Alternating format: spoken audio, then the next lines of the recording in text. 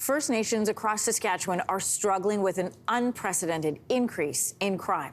One of the most heartbreaking examples happened last September when 11 people were killed, 17 others injured in a massacre on the James Cree First Nation and in the nearby town of Weldon.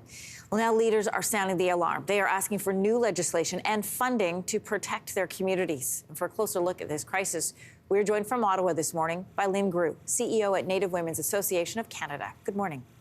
Good morning, Anne-Marie, and thank you for calling me in to talk about this today.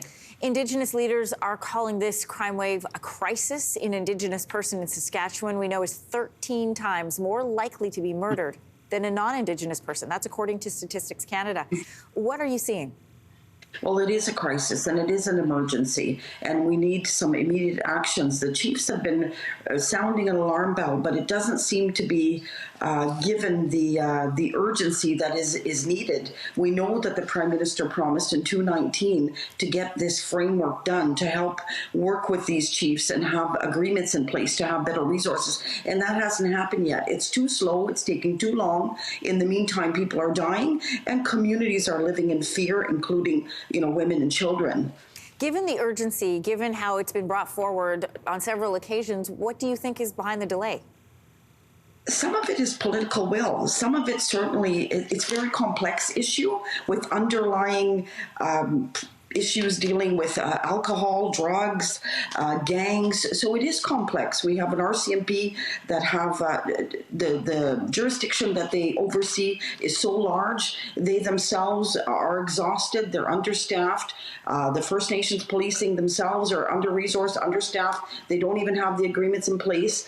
I do think a lot of it is political will, and we wait until it's too late, till we have a crisis, and then everybody's scrambling to try to deal with an issue that is very complex and systemic and does take some time to resolve. We did have a crisis, as we pointed out, in September with those 11 people murdered. What do you think is behind this spike in crime that we're seeing? It is what the chiefs have been saying. They've said it very clearly: opioid, alcohol, and gangs. So we need, those resources to deal with these issues, which means, healing centers, frontline supports. Again, complex issue. Even those supports are under-resourced. So you have a chronic problem of under-resourcing across the board.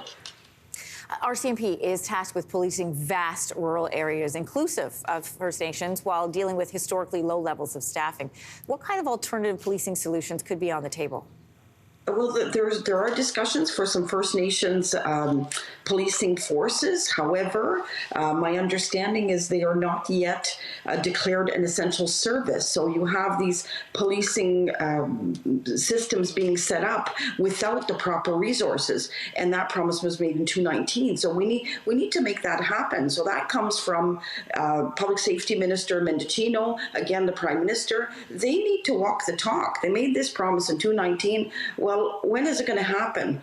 The chiefs are saying it's not happening fast enough. We agree. People are dying. So we're hoping to see that change happen soon with First Nations policing services equally funded as other police services are. Otherwise, it's a discrimination in the provision of services to First Nations.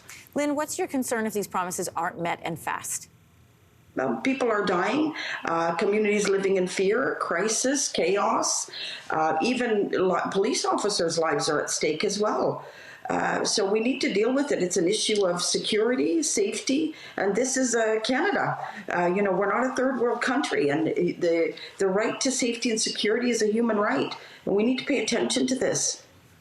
Lynn Grew, thanks for joining us from Ottawa. Important story. Thank you so much. Hey, thanks for watching. If you liked this, be sure to subscribe here, or you can check out more Your Morning videos right here.